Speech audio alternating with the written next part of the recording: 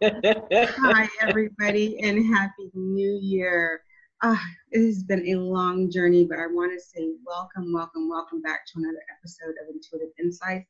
Today, my guest is Lorraine Cohen. She is an internationally recognized for her ability in soul healing and power coaching. She does cosmic heart energy healing and intuitive readings. She uses her highly attuned spiritual and healing gifts to dive deeply into self-love and transformation. From past emotional wounds into wisdom, compassion, and power to help people to manifest their deepest dreams in alliance with their soul's calling. Lorraine has a very unique story. She was diagnosed with breast cancer 4 times in 2012, and she is here today to share her wonderful story of healing and transformation. Lorraine, welcome, welcome, welcome to Intuitive Insights. How are you today? I've been looking forward to us getting together. It's taken a while for us to get the perfect time and date, and I'm thrilled that we're kicking off the new year with this conversation, Yolanda. So thank you so much for inviting me. So tell me a little bit about yourself and about your journey. Well, you know, it's so interesting because so often we think we know the direction that we're going, and life has a way of redirecting us continually into a path that is sometimes has a lot of twists and turns that are not always comfortable. And I've been on my own journey of introspection and spiritual path since the early 1980s, which was around the time that my mother died. And I truly believe that her gift in passing was my next level of awakening. And throughout the years, it's given me an opportunity to really get to know myself quite well, especially working with people in a recovery center for about 10 years. I worked with a lot of deeply traumatized people who really broke my heart open, very courageous, incredible population of people dealing with addictions. And that led me to, I'd say, my life falling apart a couple of times. And as a result of that, I have really come to see my own capacity for working through some very difficult times. You mentioned cancer diagnosis in 2012. That was a surprise. And over the last 6 years, it moved into a progression from stage 1 to stage 4 into my bones. And last year, it literally brought me to my knees of being so completely incapacitated and unable to walk properly. I was in so much pain that I wanted to die. Mm-hmm. And one of the things that I've come to know about myself is that I can be a real hard ass. And sometimes the way to get my attention to things when I'm in resistance is to bring me to my knees. And that's what last year did for me. I had been walking through that journey with a minimal amount of medical intervention. And I wanted to do it my way. And I was doing a lot of great things. And I came to understand that it was important for me to have an experience with the medical community, not just for myself, but for the wisdom and understanding that came from navigating that area has opened my awareness and heart profoundly. And I've really been in awe of how powerful that experience has been for me. And I'm excited to really be of greater service to people who are dealing with health issues and working with the mind-body connection of helping people to see the ways in which our thoughts and our feelings are like a woven tapestry that impact on all levels of our health. And I hope that that's some of the message that comes through in our conversation today. Definitely. And I doubt anybody in the audience will pick it up, but as I was thinking of a question, you just rolled right into the answer, which is just, I was like, okay, that's intuition happening right there. She's actually hearing me. So what you guys missed off camera is, Lorraine showing me her skills and doing a little bit of energy healing on me. for those who've been watching for a long time, you guys know I have spondylolisthesis. I would have not been recording for the last 6 to 8 weeks because I was having an episode. And I'm glad she mentioned it, bringing it to your knees, because that's what happened to me. I was brought down to my knees. This was like a bare knuckle fight going on, down in my soul. Do you really and truly want to live through this? That is, and how did you make that decision that you wanted to actually live through it? Well, it's an interesting question because when I was really at my worst last year, it's so funny, it was just last year, and I was sitting outside and working with the earth with the invitation to pull the pain from my body. And as I stood up, I had this thought of feeling like a cripple. And in this flash of insight, without really any clarity of anything specific, I remember thinking to myself of all the ways that I've crippled myself and how that had manifested in my body in such a visceral way. Mm-hmm. It was when I came to a point of surrender of whether I lived or died, mm-hmm. with no attachment. I remember sobbing and saying to God, please just take me. Oh, yeah. Please just take me. And I let go. And, I think surrender is one of the hardest things for people because we think we've let go and we still have a toe and a finger in something. We're still trying to maneuver it in some way. But when you surrender and you realize that you're in battle, you can't move through anything when you're in battle. And this world supports fighting and chasing and beating, and all of that's battle energy. And all of that battle energy is full of anger, mm-hmm. and frustration and resentment. And what's missing is love. We heal with love, not with all those other energies. And so when I was at my knees, I couldn't fight anymore. I exhausted myself. Yeah. I had done everything that I could think of doing. I had worked with some very talented people and nothing moved. And I realized that it was between me and God. Not that I didn't know that. I didn't realize the level of denial that I was trying to win. My mother died of leukemia. And last year was the year that she died. And there was a part of me that I hadn't even been aware of, that I was determined not to go down like her. I was going to beat that. I didn't realize that. Mm-hmm. And once I surpassed her birthday, and I was actually in worse pain than ever, I had to face that level of denial that I needed help. And I needed help from an area I didn't want to go to. And how can I guide somebody and say, I'll show you the terrain when I won't go there? Mm-hmm.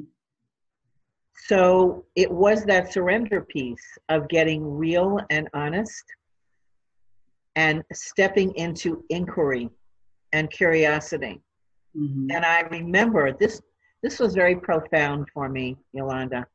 As I started feeling a little bit better, and I did see an oncologist, a really super oncologist. I mean, it's amazing when you say yes, the right people are brought to you. Mm-hmm.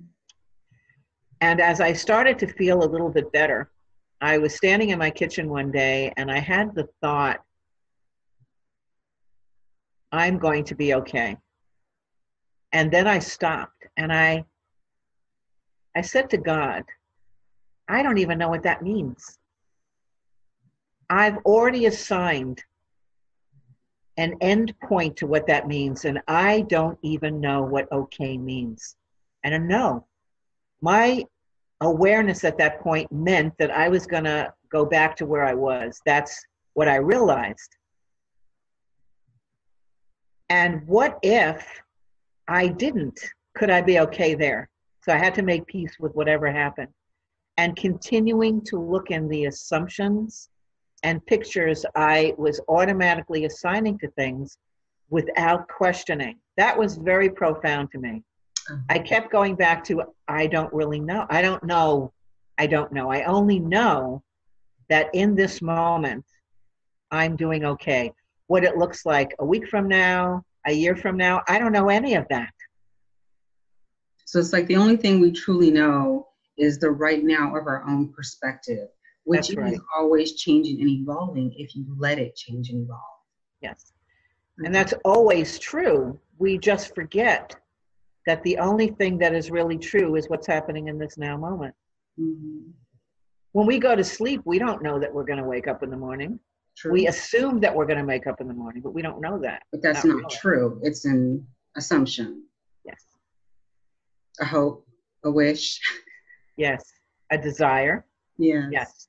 Wow. So That's it was, powerful. it was a period of profound expansion, and probably from last year to this year, and I'm definitely much more mobile. And my body is rebounding beautifully. Wonderful. And I don't know what the future is going to bring. I feel grateful for everything that transpired because it catapulted me farther in my own evolving, in my own healing, in my own understanding, in wisdom and knowledge and everything that is important to me and what I guide other people to do, farther than I had in previous years. Did your diagnosis gave you a new perspective? It did. It caused me to look at things from more of a panoramic view. When I first got that diagnosis, I know this is very hard for people to understand. I didn't freak out. I just didn't have that reaction. I can't tell you why, I just didn't. It was kind of like a, really? And I certainly never thought I was going to die. Mm-hmm. And as I have gone through these experiences, I truly believe that we're at a point in our life, and there's certainly enough conversation about the universe is in an ascension period, and we're all in a process of ascending, and all these things are happening, that our bodies are and minds are being reconfigured. And what that means is that whatever is out of alignment is going to come to the surface. Health is one of the ways that gets our attention. Yeah. Because it scares the crap out of us. Yeah. It brings mortality. Yes, the thoughts of your own mortality are right there. And then you would start thinking about karma, things that you need to shore up, things that you want to say, things that you want to do. And it is a decision to be alive. You have to make that decision when things get that bad, and decide deep down in your soul whether or not you still want to continue on this journey. Yeah. And you also have to look at the things that you've not been willing to look at. Resentments, unforgiveness, regrets, a lack of self-love, all the things that we harbor towards ourselves fester inside. If you think about that, what is cancer? It's a festering. Mm-hmm. And it creates the breeding ground for our bodies to develop illness. Yeah. So it's very easy to look at a condition and say it's just a physical experience. It isn't. No, it's not. At the genesis is a lot of emotional components. Could be some past life stuff, could be generational, could be ancestral. So it opens your mind and your heart in lots of different ways to reevaluate your life, not just to make a decision to be alive, but also to see what it is that you are trying to tell yourself, that you're trying to show yourself that is in need of healing, so that you can step into the next version of yourself. So it takes a lot of chops. It takes consistency. It takes the willingness to go into some of those shadow places that you may be resisting or don't even know that there are blind spots there. Because the body knows how to heal itself. Yes. And a quick note with regard to, like, I have stomach issues, and I just kept trying to figure out, well, why is it that I'm having this particular issue? And when I got down to the heart of it, it's because somebody close to me is being mistreated. It's not necessarily my issue, but it was eating away at me, just witnessing what I felt this was injustice, and it can be as simple as that. Just being unhappy with someone else's reality can bother you physically as well. Yeah, you couldn't stomach it. Exactly. Yeah. Yeah. So Yeah. it's a good question to look at, is what I'm experiencing mine, or am I picking up or projecting onto another situation that is difficult for me to witness? It still comes back to, it's my stuff because I'm not okay. I can't be in acceptance. Anything that we cannot accept Mm-hmm. with love and compassion. And I'm not suggesting that when we see an injustice that we turn a blind eye and we become apathetic. I'm not suggesting that. But what I'm saying is that we can get so invested in something and get so close to something that we can't create the kind of distance to be able to hold the space for what is possible. Mm-hmm. And also to hold the space for somebody else's greatness to emerge. When somebody that we love is struggling and we may have some answers, or we've been through that, in our desire to be of help, sometimes we position ourselves as, I know what would help, and we have difficulty acknowledging that everybody has their own journey. Mm-hmm. And what somebody may need to experience for their own path is essential to them, even if it's hard for us to witness that. So how do we show up in that way is to hold that space of love and appreciation and hold that person's greatness and be there in whatever way we can to assist them, not to rescue them, rather to help them find their own wisdom, their own brilliance, and their own power. I mean, rescuing robs the person of that hurdle, of that achievement of overcoming, of getting the mind right, of getting of alignment, basically. Yes. Yeah. There was, I did a video on Saturday. I wasn't even planning on doing a video, but I get these nudges and then it becomes relentless. And if I don't do it, it's miserable inside my body. And one of the things that I was talking about in that is that as people are looking at themselves or looking at something in their life that they're not liking, whether it's a health condition or a financial situation or a relationship, that there's still this tendency of, how do I get rid of this particular situation? Maybe it's a pattern. I'm doing something that I'm not happy about. I want to get rid of it. I want to stop feeling this. I want to stop thinking this. And this whole energy of getting rid of anything is all anchored in anger. There's no acceptance. And that's really part of the way in which people had been living their lives in the past. They're looking for a tool to move something. And we're being taught how to be in the feeling of something. It's kind of like if you have a fire going and you keep throwing logs on a fire, it's going to continue to be inflamed. Mm-hmm. But if you just observe the fire and breathe into the beauty of that fire, it will ultimately burn out. Mm-hmm. So part of this is about how to be in that space of feeling without trying to control, direct, or move, because it's just energy. It's all it is energy. How to be in relationship with the energy, to really honor and respect and love that energy. It will release on its own if you don't help it. It knows what to do.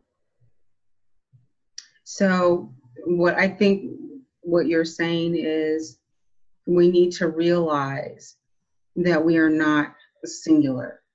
So instead of getting rid of it, accept it for what it is and realize that what you see as negative, you have the equal capacity for positive in your life. Well, see, that's an interesting way to phrase it, is to assign a label of negativity to it. Mm-hmm. What if nothing was positive and nothing was negative? What if everything was just neutral? Every feeling is just a feeling. It's not a good feeling, it's not a bad feeling, but we've become so conditioned to say grief is a negative feeling, anger is a negative feeling, fear is a negative feeling, and I just want to feel good. I just want to feel love, and I want to feel happy, and I want to feel joy, and all of that's wonderful. But without the contrast, we don't recognize or have anything. And we're here to feel everything, everything. Our fear leads us to courage. Our grief leads us to compassion. Mm-hmm. Our anger can lead us to love. And so it all serves a purpose. So I don't look at assigning labels to emotions as good, bad, right, wrong, positive, or negative. I think it's more about the density of energy, mm-hmm. and that in just recognizing that these are energies that have been part of our physical makeup, that have been, what's the word that I want? Programmed, so to speak, Mm-hmm. and that certainly get nourished every day in a variety of different ways. And we're being called to recognize and to make different choices, not to deny, not to make any of that wrong, but to just allow it to be what it is. Like if you're feeling fear right now, is just acknowledge I'm feeling fear, and then to ask, and where can this fear take me? It can take me into love. It can take me into compassion. It can take me into moving back into connection with my soul. Because whenever we get hooked into fear, it's an indication that we've disconnected from our true self. Mm-hmm. So when I feel fears coming up, I say thank you, and then I close my eyes and I breathe into my heart, and I can feel the energies of my soul. I don't make the fear wrong. I don't feed it a lot. Sometimes I do. Sometimes I get caught. Mm-hmm. You know, we're human. And to not make that wrong. Awesome. So what role does self-worth play in your healing? I think that the deepest wound that humanity suffers is a lack of self-worth. It is the biggest lie that has perpetuated generations. That we're not enough. That's right. Mm-hmm. You know, I was having well, actually, I've had this conversation with several clients, and I've asked them this question: how would you know if you ever arrived at being enough? Oh. How would you know? Right? Yeah. What would it look like? Right? Mm-hmm. And most people will say that they don't know. It's kind of like floors them when I ask them, how would you know when you finally arrived at a place of being good enough? And they might throw a couple of things. I'd feel this, this, and this. And I'd say, well, how do you know you haven't arrived already? How do you know you're not there? Mm-hmm. Wow. So I think that we get to decide when it's enough. Mm-hmm. And that's part of taking back our power. And when we step into the trueness of who we truly are. And I've often said this to clients, it's a little cocky and a little sassy, but I have said, do you think, okay, do you really, really think that this presence that creates worlds, that exists within you, as you, and around you, screwed up when it came to you and said, ooh, I made a mistake with that one? You think that's possible? Absolutely not. Right? So all of this conditioning, all of this indoctrination and this programming, these are the lies that we have been taught to believe, that we keep feeding and we keep acknowledging. And I know that they can go into some of the very, very deepest places inside of ourselves. And our invitation here is to continue to come back to, what do I know in the core of my being is the absolute truth? That's how we begin to challenge those lies. And also, when we don't feel that we're good enough, we block all the goodness and flow that life has for us. We block healing. We block abundance. We block love. We block all of these things that are our birthright and that are part of our innate makeup. So we're learning how to be much more loving and kind to ourselves and gentle. It starts with language, the way we talk to ourselves. Mm-hmm. You know, the automatic response of judgment and criticism, to be able to step back and just say, oh, I'm so silly, I'm so funny, you know, here I go. I'm so glad I can see that. And to come back to, if I spoke to myself as somebody that I loved, what would I say? When I was doing inner child work, when I first started doing that in 1988, when it started coming to the forefront, I would teach people how to talk to their inner children because they didn't know. Even words like don't cry, don't feel that way is a judgment. It's a criticism. What that's saying is, what you're feeling is wrong, stop it.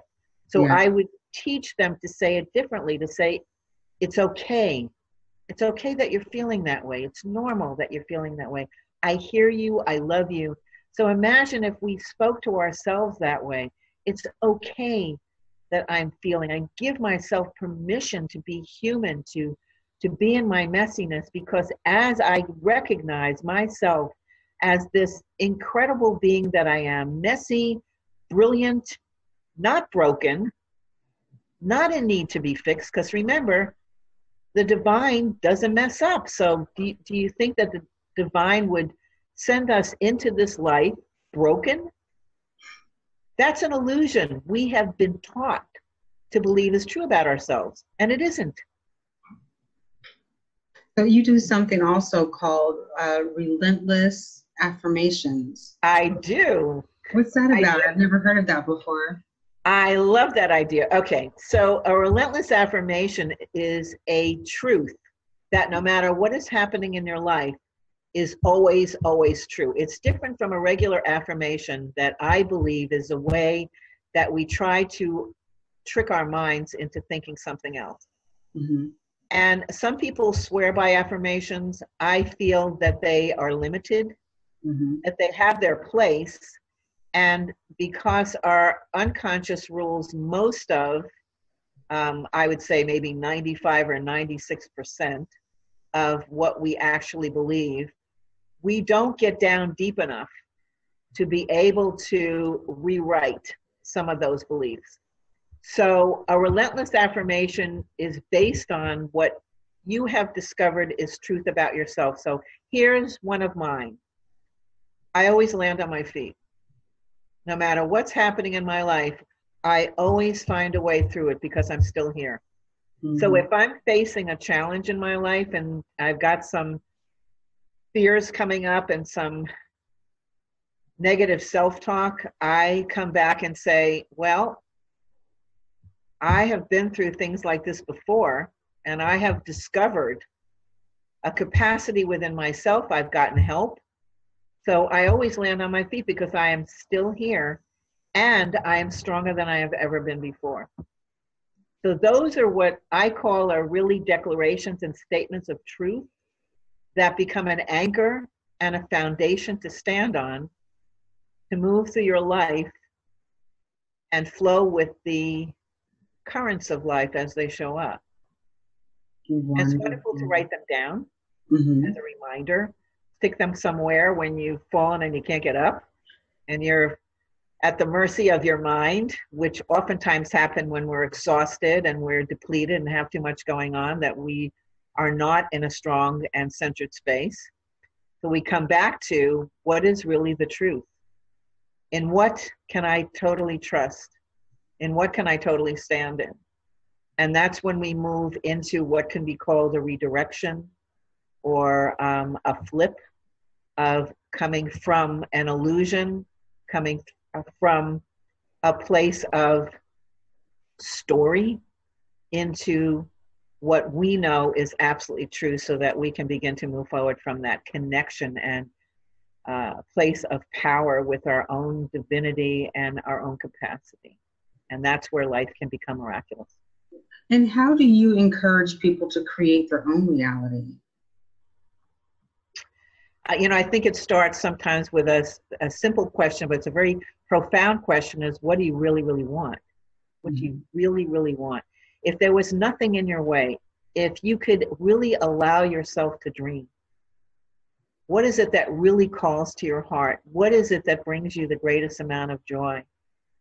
And a lot of times people don't even give themselves permission to go there. And quite honestly, Yolanda, when somebody asked me that many years ago, I didn't have an answer because I had trouble dreaming that big.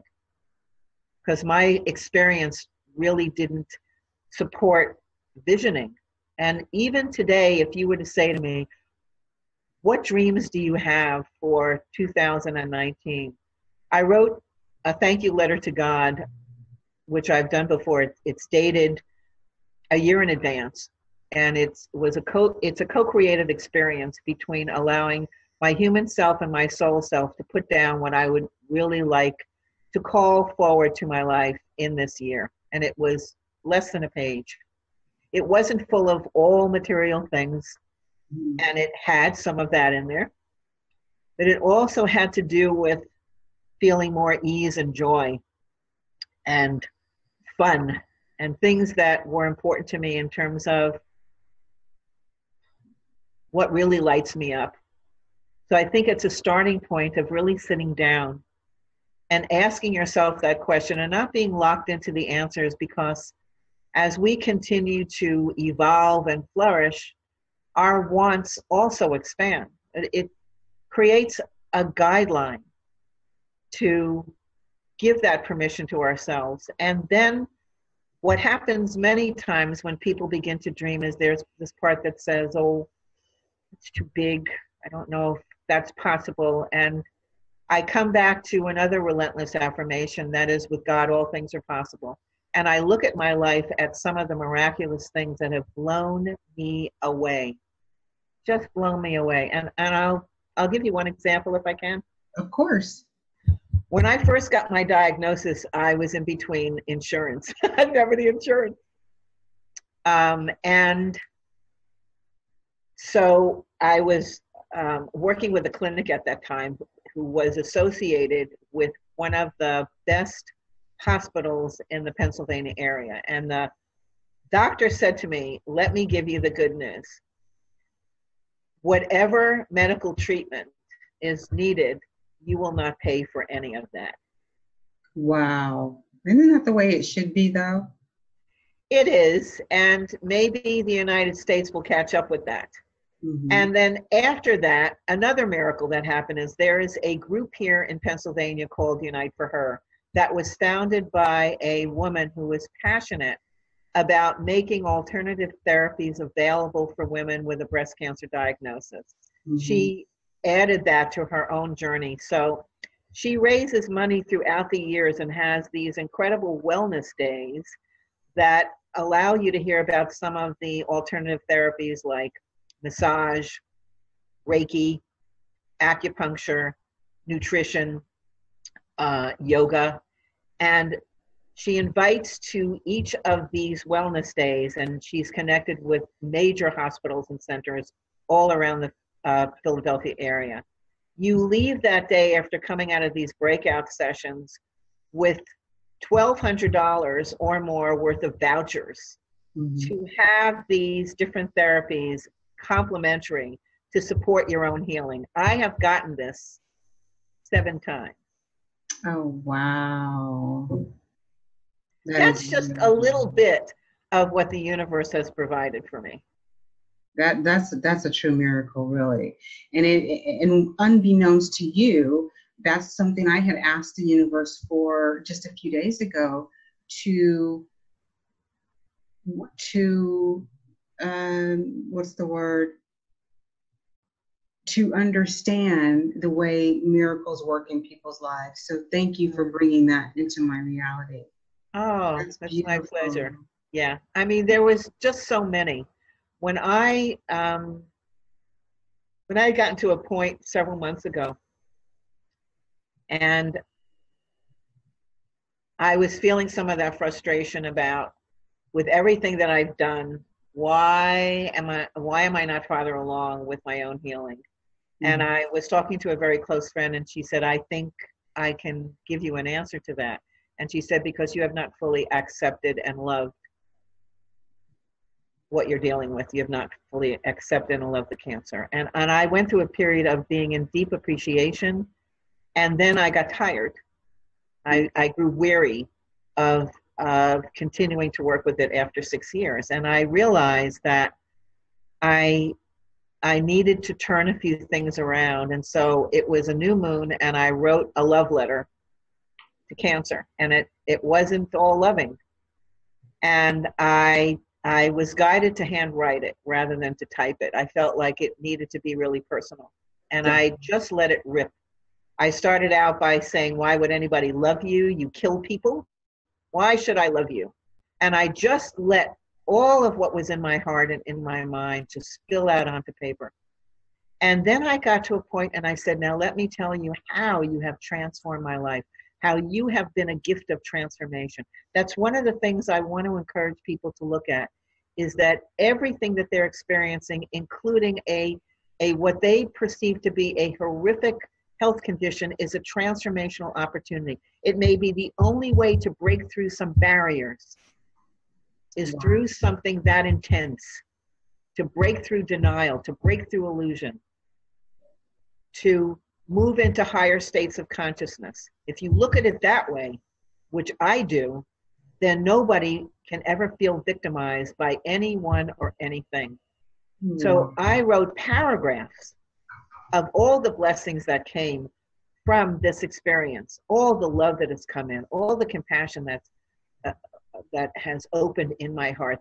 Two of the things that I just mentioned, how I have found my voice, how I have found more of my own path in helping people to become more self-loving and accepting. All the people that have shown up in my life, all the things that had to fall apart in my life so that I could see some of the nuances and the subtleties of where I was still in battle. Last year, in the midst of all of this pain, my air conditioner broke in the middle of June. I didn't have the funds to replace it. It was a series of things that was like, what next? And all of that pulled together. It was mind-blowing, really. So have you redefined the term miracle since you've gone through all this? Isn't that a good question? Yes, that miracles don't always turn out to be in our minds these ginormous things, that there are these beautiful things that can be in the sweetest of simplicity. You know, a lot of things that people refer to, a beautiful sunrise, those are invitations. For me, an awareness of something can be a miracle, because we are miracles, and there are 1,000 miracles that happen all the time. If we have the eyes to see and the ears to hear. Yes, because for that miracle that is acknowledged by you, it may be unacknowledged by hundreds, thousands, or even millions of other people. Yeah. And I like to think that because we're all connected, my recognition of a miracle is also, it may be an unconscious recognition for everyone else. Definitely. Bubble to the surface. Definitely. And you also write too, correct? You're an author? I do. Tell me about your book. Well, I've had the opportunity to be a co-author in 2 wonderful books, one of which was Unwavering Strength. It was volume 2, and Embraced by the Divine.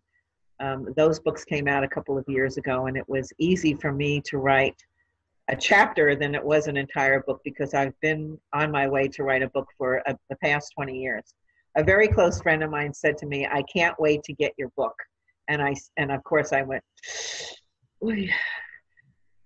And maybe it's going to be on this journey, or maybe it's going to turn out to be just a series of short things that I've written that will all be, okay, I'm hearing yes, it is, because I have this like idea in my mind, I have to look a certain way. So it's been an opportunity for me to put my story out in some different ways.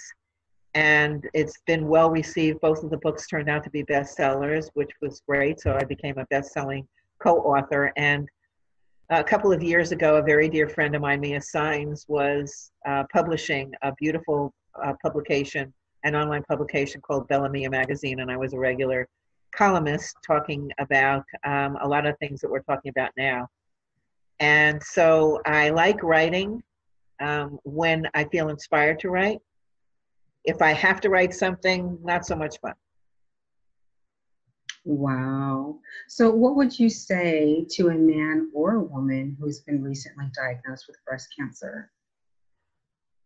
I would say that if you are open and willing to see the connections of the mind-body connection, that there's an opportunity for you to do some healing in ways that you may not have thought about before, and to look at it as a healing, a growth, and a transformational opportunity.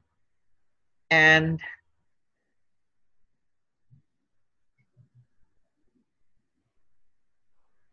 to see it as an opportunity to get who you truly are, to really get to know yourself, to see yourself beyond a diagnosis, to see yourself beyond the way that people have been labeled, and to open to the possibility of how powerful and extraordinary you truly are. That this is a journey of courage, and this is a journey of miracles. And I also believe that we create our realities, that things don't just happen to us. And I know that's very hard.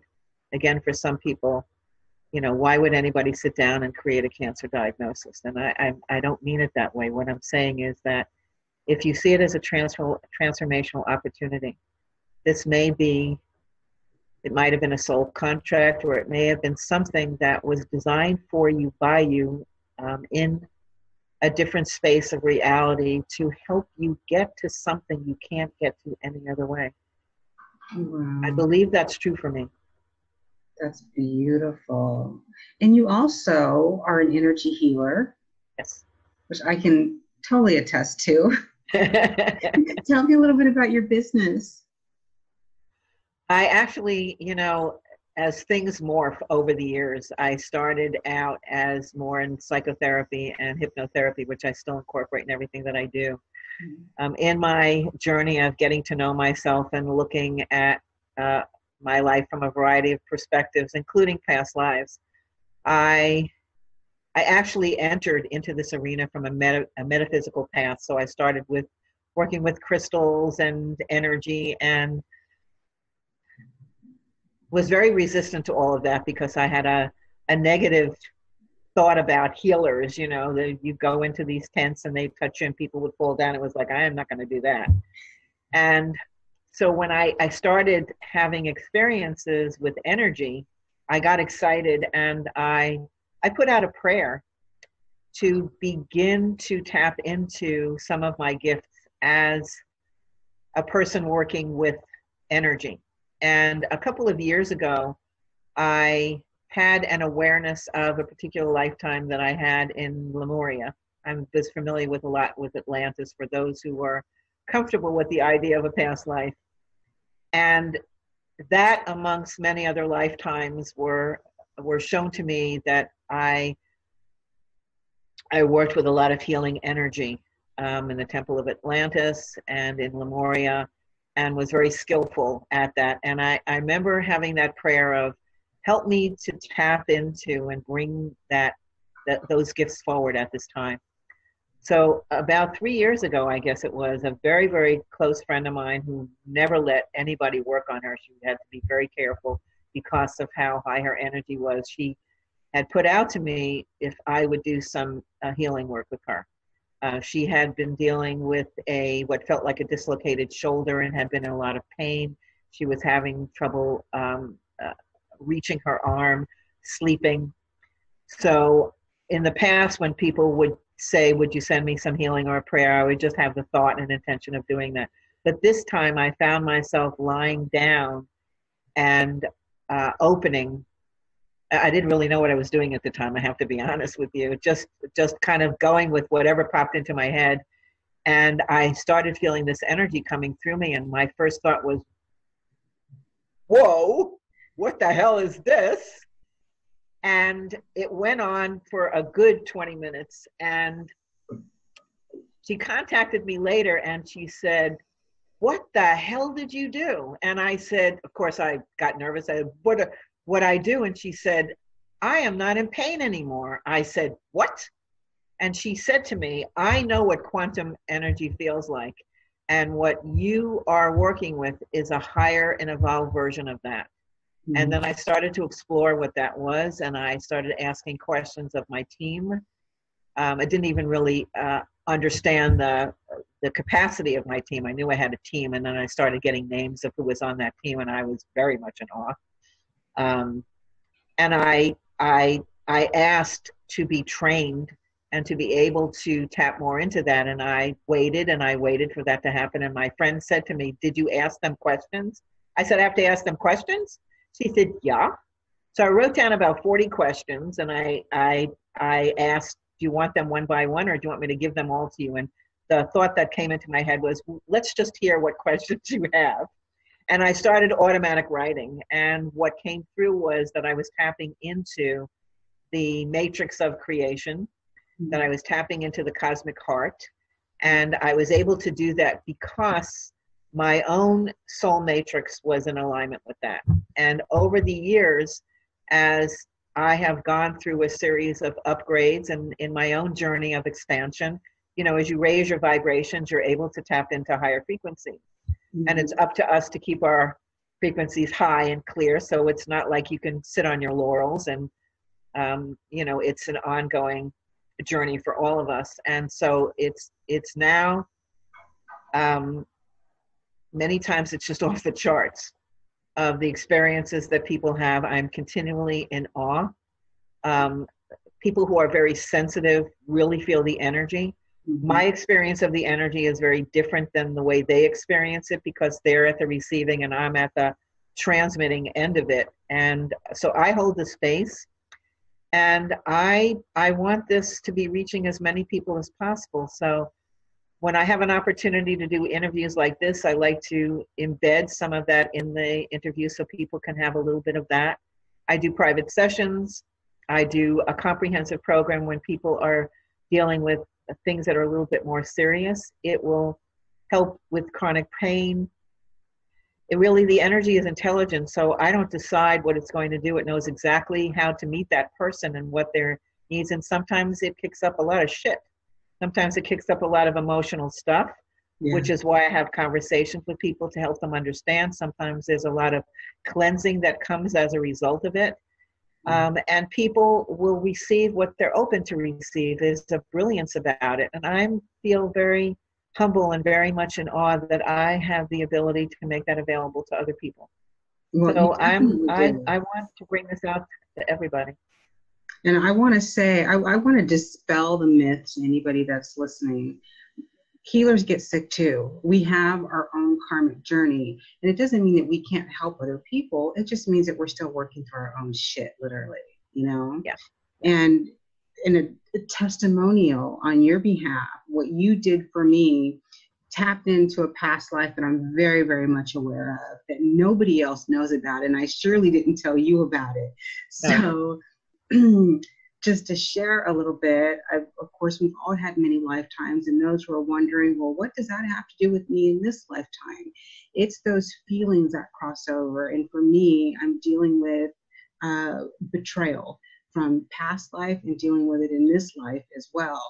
And as a result of someone's betrayal in a particular lifetime, I met a very, very violent death involving my neck. And it's given me problems today, but I'm working through that. And I'm glad to be sitting here today. I'm glad to be alive. I'm glad to be who I am. I'm glad to be doing what I'm doing. And I am working through it. And you can too. You know, I want to piggyback on what you said because I think it was so important. And that is, there is this opinion that if somebody is skillful or has certain gifts, that they are outside of an experience.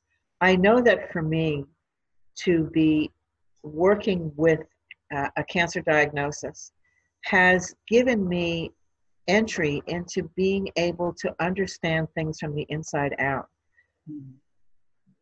when we have a personal experience with something, we can cross and create common ground to be able to help others because we've been there and we've done that.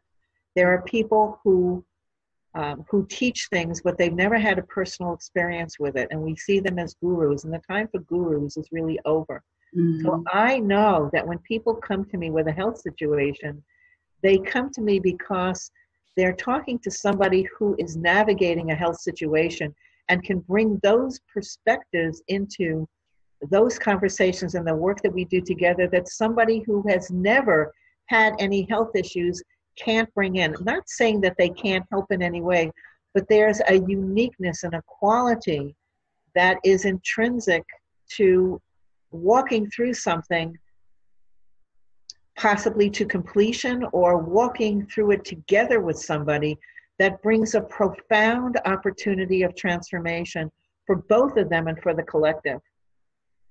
And sometimes it's very well a karmic release. You two may have been in a past life together, and you're going to see this healer so that they can heal the damage that they did. Bring things to a place of peace. Yeah. Absolutely. So, you know, when you can look at any situation and be open to that there's a lot more going on than you may think, rather than to look through very limited eyes or to look through the eyes of fear, to come back again into that place of inquiry. Definitely. What is it that I'm trying to tell myself? What am I here to see and to learn? What am I here to let go of? And you may not get those answers right away.